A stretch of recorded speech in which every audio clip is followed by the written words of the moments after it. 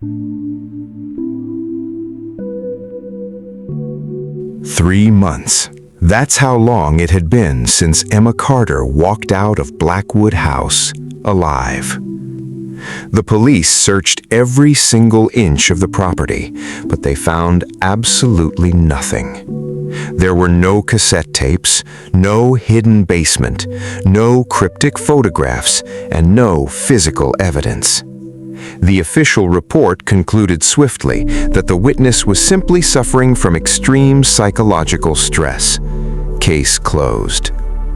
Blackwood House was demolished just 6 days later. The media forgot, the police moved on, and the city returned to its normal rhythm. But Emma never did. Every single night, at exactly 2:13 a.m., she woke up. It was always at the exact same time and always to the exact same sound, a phone ringing. Emma would bolt upright in bed, gasping for air with her eyes wide as she frantically grabbed her phone, only to find it completely silent. There were no missed calls, no notifications, and no unknown numbers. Just hollow silence. Yet somehow she could still hear it, as if the ringtone was echoing from somewhere deep inside her own mind. She had resigned from her job at 911 dispatch 3 months ago. She no longer answered emergency calls, and she barely answered anyone at all. Her apartment curtains stayed tightly closed, the television remained off, and the mirrors were all carefully covered. She couldn't fully explain why, but every time she looked into one, for just a split second, she thought someone was standing right behind her, watching, smiling, waiting. Some nightmares fade with time, others learn your name. Emma had tried everything to escape it. Therapy, medication, forced sleep, and even moving to a completely different apartment. Nothing worked. Every single morning she found something new, tiny scratches appearing on her bedroom wall, always in the exact same place and always getting longer. Until one morning, the scratches finally formed distinct words. Emma froze. Written across the wall in thin, uneven lines were 4 familiar words. You shouldn't have answered. She stumbled backward, her hand flying to her mouth as her breathing turned shallow and panicked, crying out to the empty room, "No! I painted this wall yesterday!" Rushing forward, she touched the marks. They were fresh, as if someone had carved them into the plaster only minutes ago. Then, knock. A sharp knock echoed through the apartment. Emma looked toward the front door. Another knock followed. Slow, patient, exactly 3 times. Knock, knock, knock. She checked the peephole, but no one was there. The hallway was completely empty. She unlocked the door anyway. Outside, only a small brown package rested on the concrete floor. There was no delivery company logo, no postage stamp, and no return address. Only her name was typed on an old white label, Emma Carter. Her hands trembled violently as she carried the heavy package inside and placed it on the kitchen table. For nearly a full minute, she simply stared at it. Every instinct told her not to open it, but curiosity has destroyed far more people than fear ever has. Slowly, she cut the tape and lifted the lid. Inside, wrapped in yellowed newspaper, was an old cassette tape. Nothing else, no letter, no explanation, just one handwritten sentence across the label in black ink and uneven handwriting, as if written in a desperate hurry. Emma's heartbeat quickened as she read the words aloud, almost whispering, "Evidence never burns." Emma didn't touch the cassette, not immediately. Instead, she backed away from the table, her eyes never leaving the package. The room felt completely different, colder, as if the apartment itself had started holding its breath.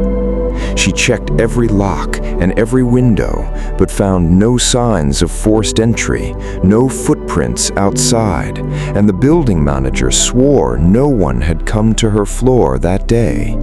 Yet, the package was right there, waiting. Emma picked up the cassette again. It looked very old, its plastic case cracked and the label faded with age. But one specific detail caught her attention. In the lower right corner, someone had written a date. October 17. No year, just the date. Her fingers tightened around the tape as she panicked, whispering, "No, it can't be another one." She rushed to her laptop, her fingers flying across the keyboard as she searched the date across various public databases. Hundreds of tragic results violently flooded the screen. House fires, unexplained disappearances, frantic emergency calls, missing children, and fatal crashes. They spanned different cities, different states, and different years, but they all happened on October 17. Emma whispered in horror, "This isn't one case. It's happening everywhere." Then her phone vibrated. Not a call, not a text, an email. The sender was completely unknown, with no email address and no profile picture. But it contained a single attachment, audio log 213.wave. Emma stared at the screen. She hadn't opened the cassette, and she hadn't told a soul about it. So, who knew? With trembling fingers, she pressed play. Static hissed for 5 seconds, then 10 seconds. Then a familiar voice emerged. Detective Daniel Brooks. He sounded older, completely exhausted, almost whispering, "If you're hearing this, it means he found another listener." Emma stopped breathing as the recording continued. "Don't trust the tapes. They don't show you the past. They show you what he wants you to become." Emma felt a chill spread through her entire body. The audio suddenly cracked. Static swallowed Brooks' voice, and then another voice replaced it. Soft, terrified, and unmistakable. It was Emma herself, crying, "Please, don't let me play the tape." Emma's blood turned completely to ice, her phone slipping slightly from her numb fingers as she listened to a future she hadn't lived.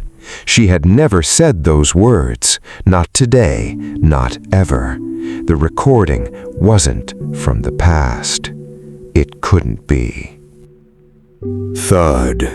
Something heavy fell in the bedroom. Emma jumped. She grabbed a kitchen knife and slowly walked toward the half-open bedroom door. The lights flickered once, twice, and then everything went dead still. She pushed the door open. Nothing. The room was empty, until she looked at the mirror. The sheet covering it had fallen to the floor. Emma's reflection stared back at her, but it wasn't copying her movements. Emma stood frozen. Her reflection slowly smiled. She didn't. Then the reflection raised one finger and pointed directly behind her. Emma spun around in absolute terror, slashing the knife through the empty air, but found no one standing there. She turned back to the mirror, Her reflection was perfectly normal again. Only one sentence had appeared on the glass, written from the inside, as if someone trapped behind the mirror had scratched it out with their bare fingernails. Play the tape.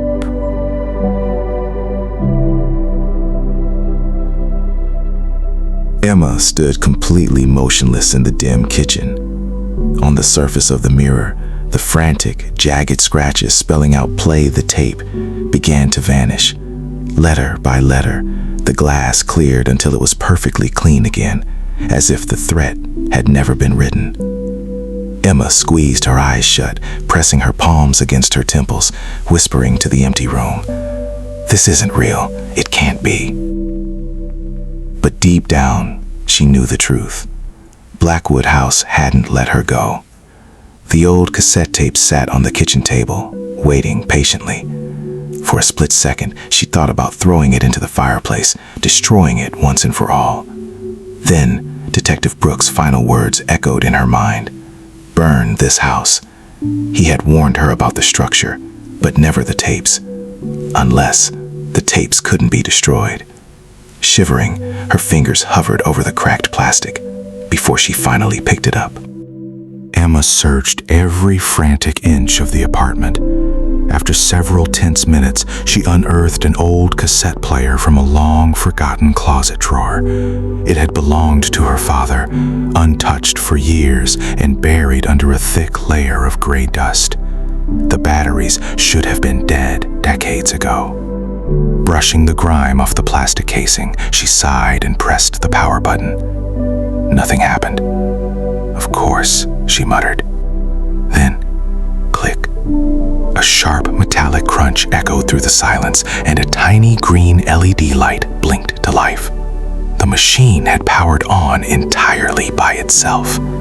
Emma stumbled backward, dropping her flashlight as her breath caught in her throat. Without a single human touch, the cassette door slowly swung open, waiting, inviting. The kitchen grew unnaturally still as the distant hum of city traffic completely vanished. With trembling hands, Emma stepped forward and dropped the tape into the open slot. Click. The player accepted it. Even the rain outside seemed to stop. Her finger hovered just millimeters above the controls, haunted by the recording of her own future voice. "Please, don't let me play the tape." Steeling herself, she violently slammed her thumb down on play. Loud, abrasive static filled the apartment. 5 seconds. 10 seconds. Then a calm, professional male voice emerged. It sounded like an investigator recording official evidence from 40 years ago. Case file 213. Interview begins October 17th, 1986. Subject refuses to identify himself, claims the emergency calls are. Suddenly, the audio distorted into a piercing, high-pitched analog screech. Emma clammed her hands over her ears in physical pain. The man's voice vanished, replaced by the soft, weeping voice of a 6-year-old girl. "Mom said, if the phone rings, don't answer it." Emma's eyes widened in horror. It was a different child, but the exact same terror she had heard 3 months earlier. Without warning, the plastic gears inside the tape player ground to a violent halt. Dead silence returned. As Emma reached a hesitant hand toward the deck, the reels began spinning rapidly backward on their own.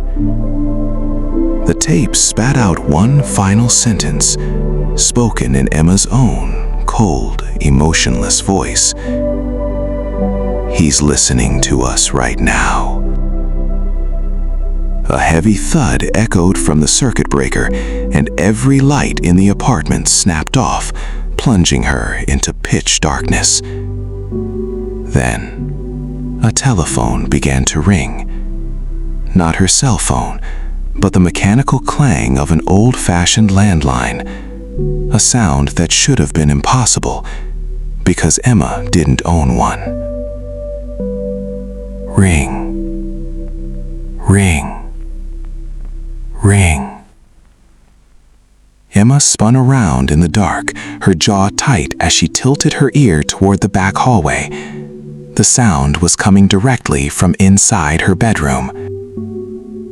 She forced her shaking legs to take one slow step, then another, the floorboards creaking beneath her feet. The bedroom door stood wide open, though she was certain she had closed it. Sweeping her flashlight beam across the threshold, it locked onto the nightstand. Sitting in the center of the wood was a heavy black plastic vintage rotary telephone covered in dust. Its cord had been cleanly cut years ago, yet it kept ringing.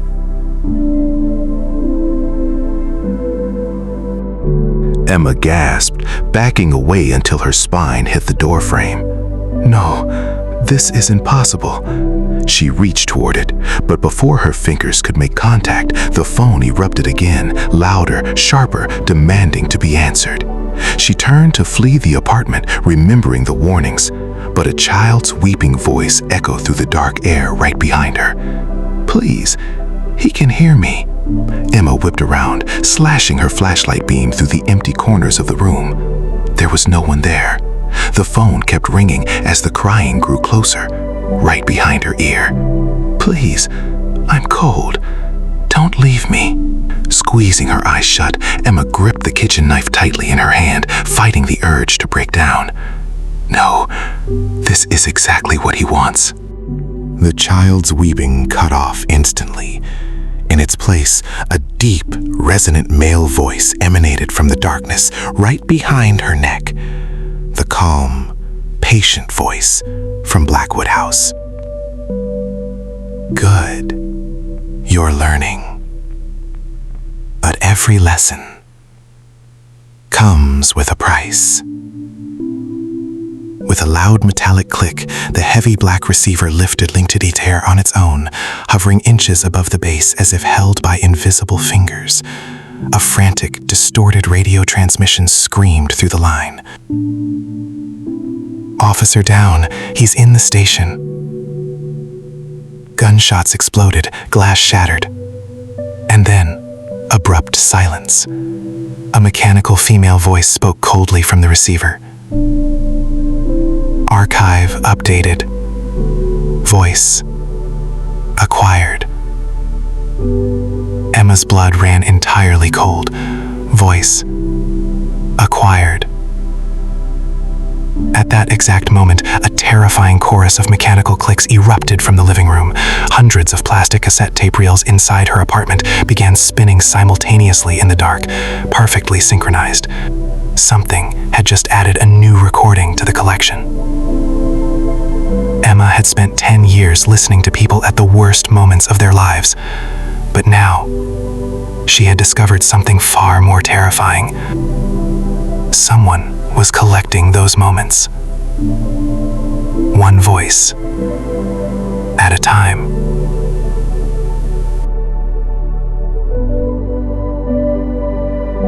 Emma didn't sleep. Not after the cassette, not after the phone, not after hearing those impossible words, archive updated, voice acquired. By sunrise, she had made a definitive decision. She wasn't going to run anymore. She was going back. Not to Blackwood House, but to the only person who might actually know the truth, Detective Daniel Brooks. The official records claimed Detective Brooks had retired 18 years ago. There were no interviews, no photographs, no funeral, no obituary, nothing. It was as if he had simply vanished from existence. Emma drove across the city to the old Metropolitan Police headquarters. The main building had been replaced years earlier, leaving only the damp basement archives behind. Dust covered every hallway, and old evidence boxes lined the shelves, most already scheduled for destruction. Emma approached the front desk, where an elderly archive clerk looked up. His name tag read Harold Mason. When Emma demanded information on Detective Daniel Brooks, the old man stopped typing instantly. His expression changed almost immediately. In a low, guarded voice, Harold told her that she shouldn't ask about him. When Emma asked if he knew the name, Harold remained completely silent for several seconds before quietly replying that he had worked there for 32 years and she was only the second person who had ever come looking for Brooks. Emma's heartbeat quickened. She asked who the first one was. Harold simply looked at her and murmured that the first one never came back. The silence hung heavy between them. Harold leaned closer, his voice dropping to an absolute whisper. He told her that if she really wanted answers, she needed to go downstairs to sub-level 2, into evidence storage. There, he said, she would find locker 213. Emma froze. 213. Exactly 213. The exact same numbers appearing yet again. She slowly asked what was inside the locker. Harold looked nervously toward the security cameras, then back at Emma, his face turning completely pale. He admitted that he didn't know. No one did, because the locker had never been opened. The key had disappeared 20 years ago. Before Emma could ask another question, the lights flickered violently, once, twice. Then every single computer screen inside the archive office turned on by itself, one by one. Every monitor displayed the exact same image, a pitch-black screen with stark white letters spelling out a single sentence: "He has returned." Every employee in the room stopped moving. Nobody spoke. Nobody reacted. It was as if time had dilated and only Emma could see the warning. Terrified, she turned to Harold and asked what it meant, but Harold only frowned back at her, asking what she was talking about. She gestured wildly at the screens, shouting for him to look, but when he turned, every monitor appeared completely normal. Police files, security cameras, emails, nothing unusual. Harold stared at Emma, deep concern filling his eyes, and gently asked, "Miss Carter, are you all right?" Emma slowly looked back at the monitors. The message was gone. A security door at the back of the room unlocked entirely by itself. It slowly swung open, revealing a dark concrete staircase leading straight underground. No one had touched the controls. Harold whispered in disbelief that he hadn't unlocked that door. Emma stared into the darkness below. Cold air drifted upward, carrying a suffocatingly familiar smell. Wet wood, old paper, and rust. The exact same smell from Blackwood House.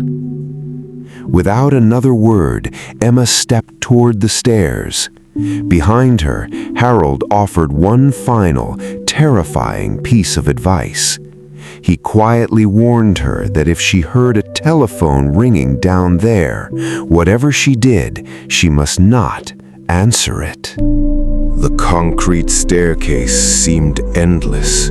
With every step Emma took, the air grew colder, and the distant sounds of the city completely disappeared. Only one sound remained, the slow, repetitive drip, drip, drip of water echoing deep below. Finally, she reached the bottom. A long, forgotten concrete corridor stretched out before her, lined on both sides by hundreds of old evidence lockers. Most were buried in dust. Some had rusted shut decades ago, each carrying a faded number: 201, 204, 208, 211. Emma stopped.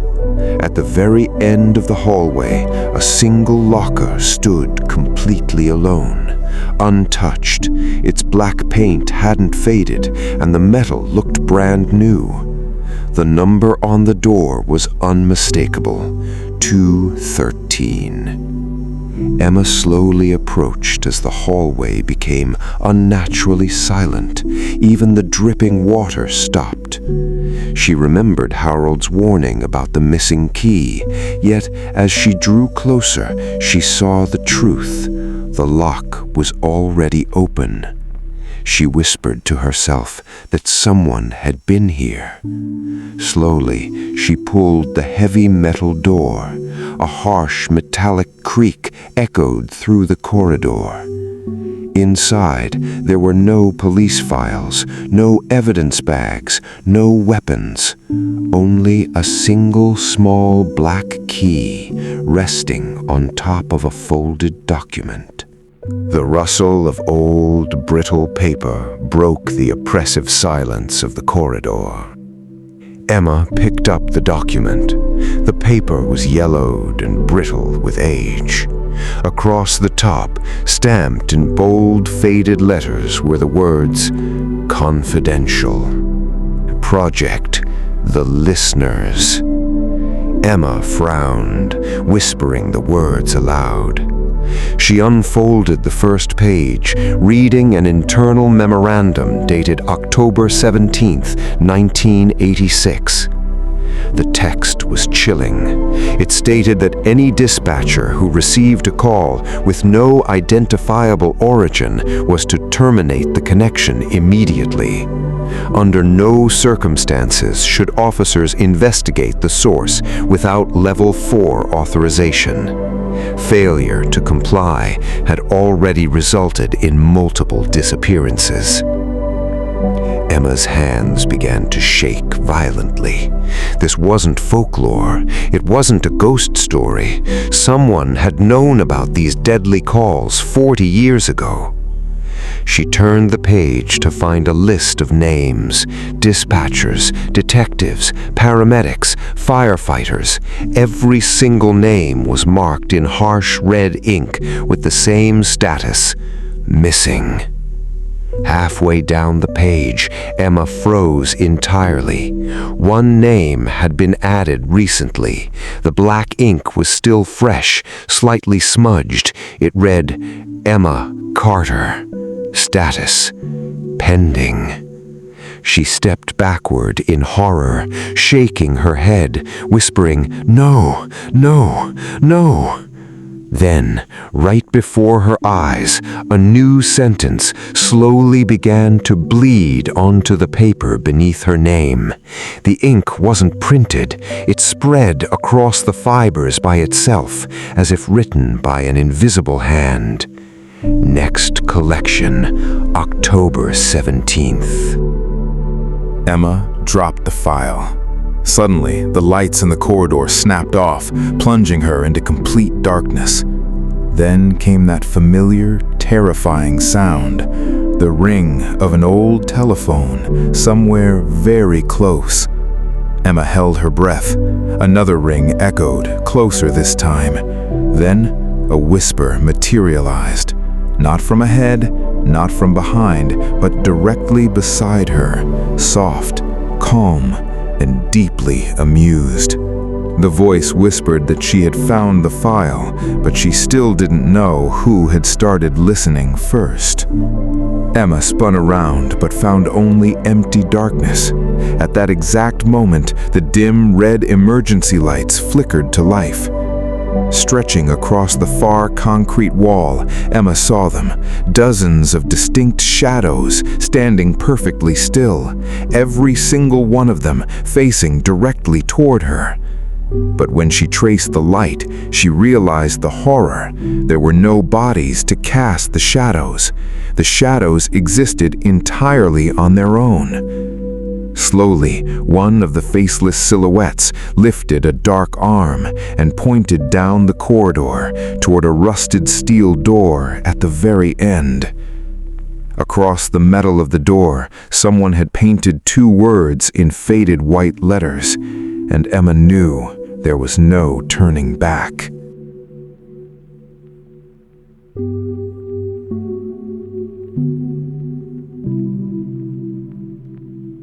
Emma couldn't move. The shadow figures never blinked. They never breathed. They simply stood there, frozen in the dim red light, pointing toward a rusted steel door labeled Archive Room. For several agonizing seconds, nobody moved. Then one by one, the shadows began to fade. They didn't walk away or disappear into the darkness. They simply ceased to exist, until only one remained. The tallest silhouette stood directly in front of the archive room door. It slowly raised a dark, featureless hand and tapped the metal surface 3 times. Knock. Knock. Knock. The exact same pattern Emma had heard outside her apartment door. Then the final shadow dissolved into nothingness. Every instant screamed at her to go back, to leave, to run, to forget everything she had discovered. But another thought echoed clearly inside her mind. If I leave now, someone else will answer the next call. She stepped forward, slowly and carefully, until the steel door stood only a few feet away. Its surface was covered in thousands of scratches, some deep, some barely visible, as if countless desperate people had tried to claw their way out. Emma reached for the handle. It was ice cold, almost painful to touch. She pulled, but it was locked tight. For a brief moment, nothing happened. Then, click. The sound echoed sharply through the concrete corridor. The heavy door slowly swung open entirely on its own, releasing a wave of freezing air. The smell hitting Emma's face was unmistakable. Old magnetic tape, thick dust, burnt electrical wires, and the metallic tang of dried blood. Emma aimed her flashlight into the room, but the beam was swallowed by the dark, as though the space had no end. She took 2 careful steps inside as the yellow ceiling lights buzzed to life. Their glow revealed something impossible. Shelf after shelf, row after row, stretching farther than her eyes could follow, and every single shelf was tightly packed with cassette tapes. Thousands of them, perhaps hundreds of thousands. They weren't labeled with names. They were labeled with human catastrophes. House fire, kidnapping, plane crash, officer down, home invasion. Emma's chest tightens as she pulls a few random tapes from the shelves, her eyes widening in realization. Emma whispered, "My God." She picked up a tape at random. The label read, "Emergency call number 004771, Seattle, October 17. No year, only the date. She placed it back and grabbed another. London, October 17. Another.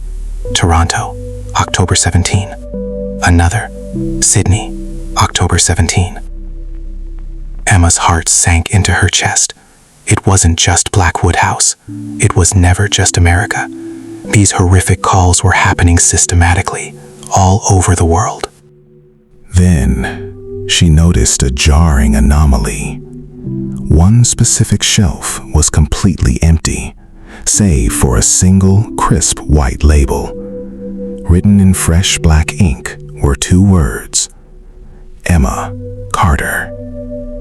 Beneath the name, there was no cassette, Not yet. Only an empty space, waiting patiently to be filled. No, I'm not becoming part of this. Suddenly, a loud, violent mechanical sound echoed through the entire archive. Clack. Every single cassette case across the massive room snapped open at the exact same time. Thousands of tapes began spinning simultaneously. And then, every recorder began to play. Not one voice, or 10, or 100, but thousands of layered audios blasting at once. Children crying, police officers shouting frantic codes, people begging for their lives, dispatchers praying aloud, final goodbyes and last breaths fused into a deafening, terrifying chorus of humanity's worst moments. Emma dropped to her knees, covering her ears as hard as she could, but the overwhelming wave of voices pierced straight through. They all converged, repeating the exact same sentence over and over. Can you hear me? Silence. Absolute, suffocating silence. Emma slowly lowered her hands from her ears. The voices were entirely gone. Every cassette case had snapped shut, and every shelf looked perfectly untouched again, as if the cacophony had been a hallucination. As her breathing steadied, she noticed a change. One cassette was no longer on the shelf. It was lying on the concrete floor, right in front of her feet. Its label was different from the rest. It had no city, no case number, and no emergency type. It simply read, "First Listener." The cassette felt warm, as if someone had been clutching it in their hand only seconds before.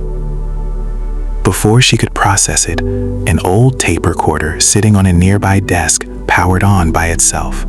Its cassette door popped open, waiting. Emma backed away, whispering that she wasn't playing another tape. She forced herself to place the cassette back onto the metal shelf. Immediately, the tape recorder shut off with a deep metallic thud that resonated through the room like an expression of heavy disappointment. But as Emma took 2 steps toward the exit, the machine clicked again. The door popped open a second time, waiting patiently. Emma whispered into the dark, "What do you want from me?" For the first time, the room didn't answer with static or a recording. A real voice replied, calm, gentle, and tired. The old man. Truth has a beginning. Every story has a first listener. Emma froze. Standing between the endless shelves was an old man with gray hair and an exhausted, broken face. He didn't look evil or threatening. He wasn't the menacing man from Blackwood House. This was someone else. Someone who looked as if he had been trapped in this subterranean vault for decades. "Who are you?" My name was William Ashcroft. I answered the first call. Emma's heart skipped a beat. She asked him to clarify. William nodded slowly, looking out over the endless sea of tapes. He murmured that it didn't start at Blackwood, or even in America. It began long before either of them was ever born. Before Emma could ask another question, a look of pure terror warped William's features. His eyes widened drastically. He whispered, "No, he's coming." The lights surged violently. Every cassette on every shelf began vibrating in its slot. William stepped backward into the shadows, his form beginning to dissolve and fade like wisps of gray smoke. Right before disappearing entirely, he locked eyes with Emma one last time and uttered 3 final words. "Find Case 0. Emma reaches out blindly as the old man completely vanishes, leaving her entirely alone in the shaking room. He was gone, vanished without a trace. Emma stood alone again, but the puzzle pieces had shifted. She now knew there was someone before Blackwood House, before Detective Brooks, and before every tragic dispatcher. Someone had answered the very first call. Suddenly, a loud, heavy mechanical mechanism awakened deep within the archive. Thunk. A massive, hidden partition of shelving slowly slid aside, revealing a pitch-black, narrow stone passage leading even deeper into the earth. Mounted directly above the dark entrance was a rusted, archaic metal sign that read, "Level 0." A low, chilling whisper echoed out from the depths of the new tunnel, fading into the dark. Every vault has an origin.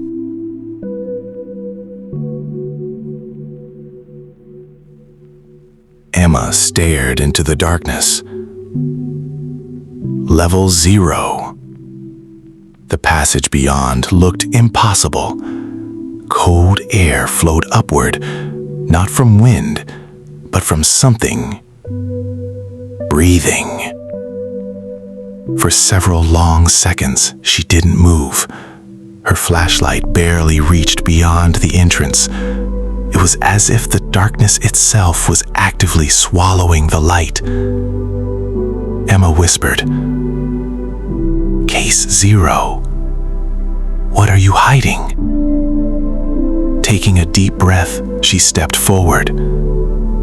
One step, then another. The hidden passage stretched deeper underground. Concrete walls slowly gave way to rough stone. Older, much older. This place had existed long before the police archives, long before Blackwood House. As she continued walking, she noticed strange symbols carved into the stone. They weren't English, nor Latin, nor any language she recognized. Yet, for some reason, they felt familiar, almost as if she'd seen them in a dream. Then, her flashlight landed on dozens of old photographs pinned directly onto the walls. These weren't pictures of police officers or detectives. They were ordinary people. A nurse, a firefighter, a taxi driver, a school teacher, a little girl, a priest.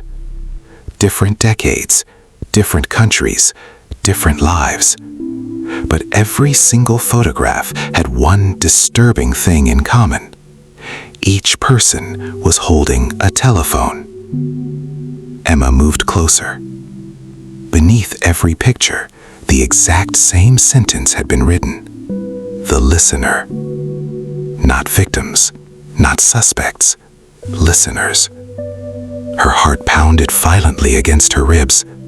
She whispered into the empty corridor. How many were chosen?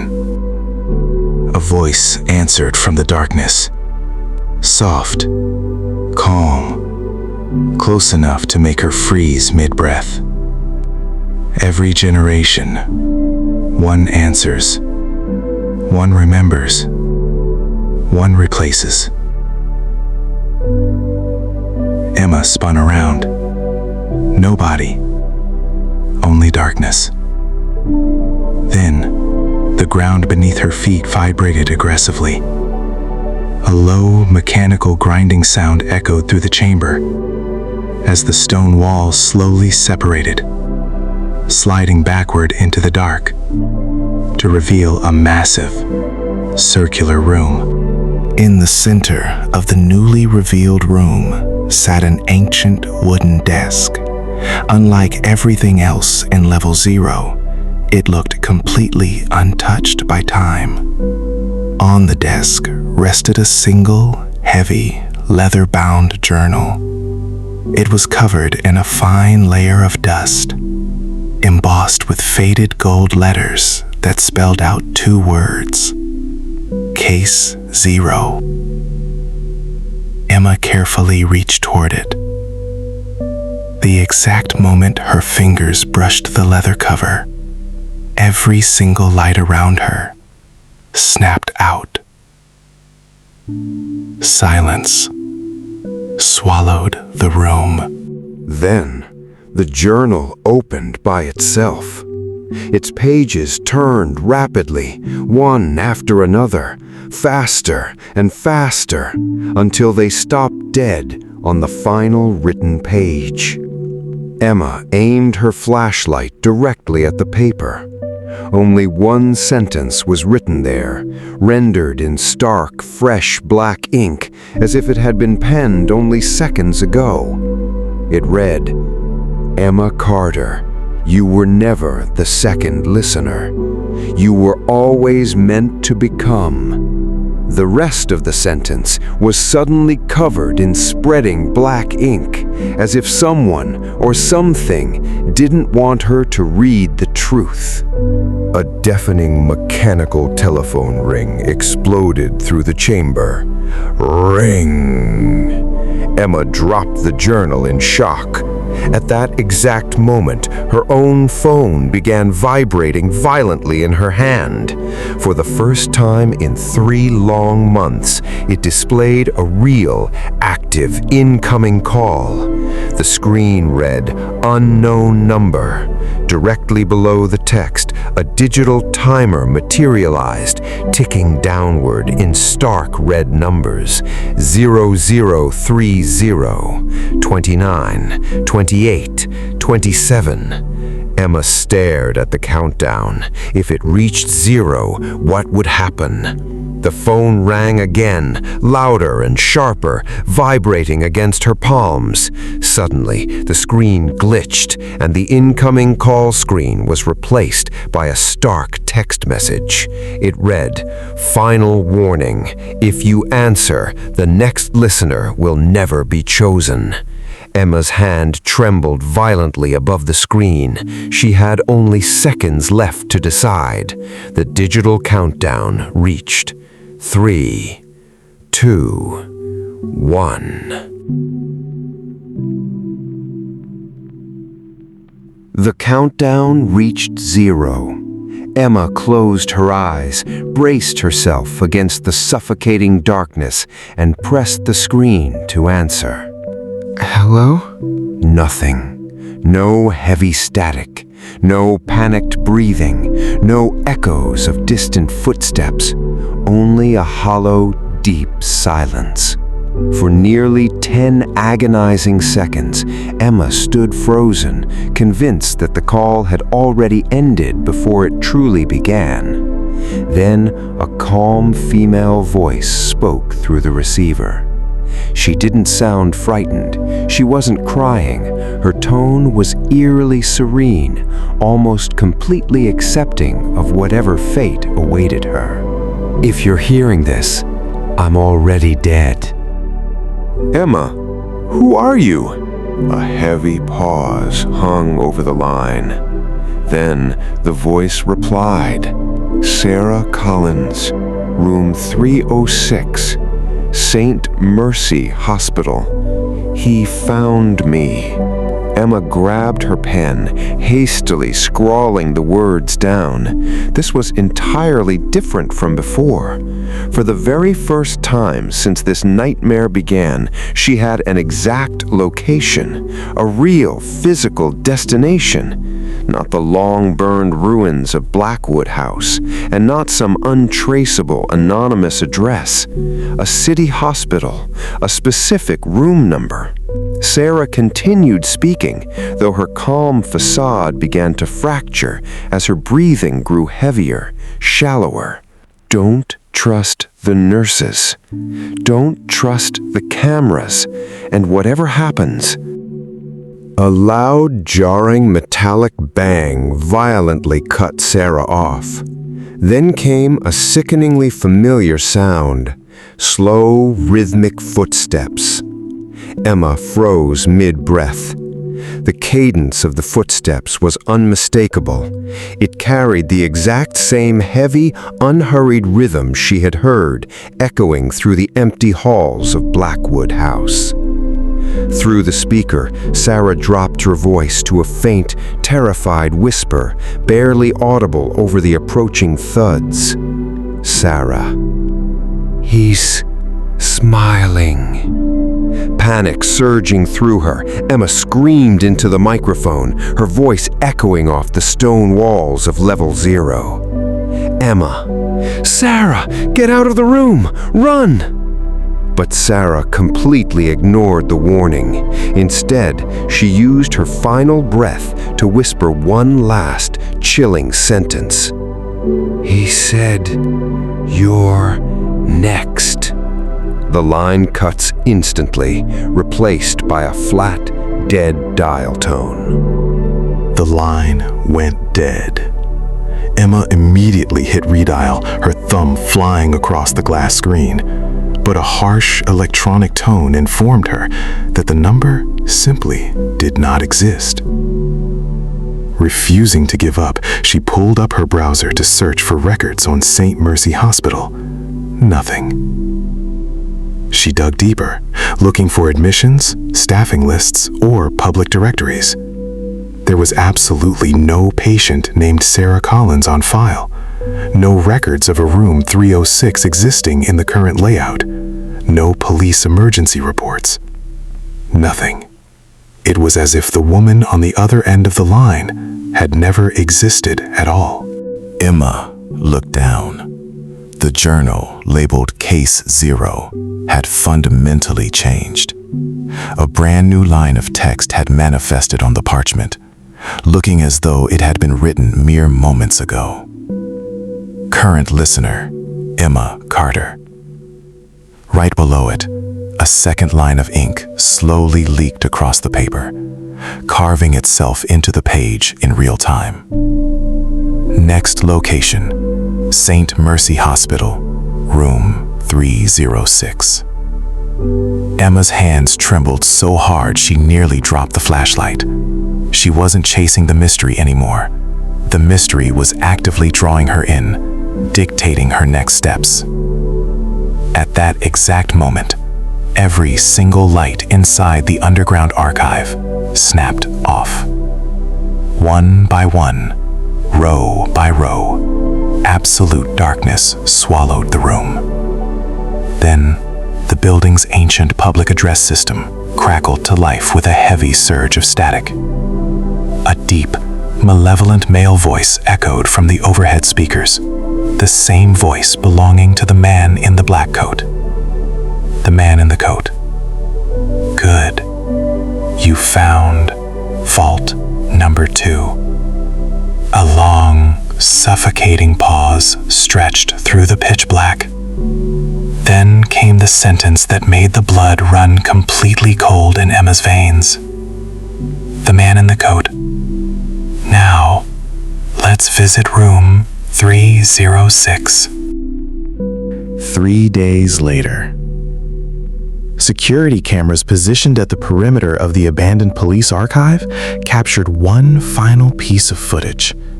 At exactly 2:13 a.m., the heavy exterior doors creaked open. Emma Carter walked out of the building. She was entirely alone. She looked terrifyingly calm, expressionless. Moving with a mechanical certainty, she unlocked her car, got behind the wheel, and drove out of the frame, heading directly toward St. Mercy Hospital. She was never captured by those security cameras again.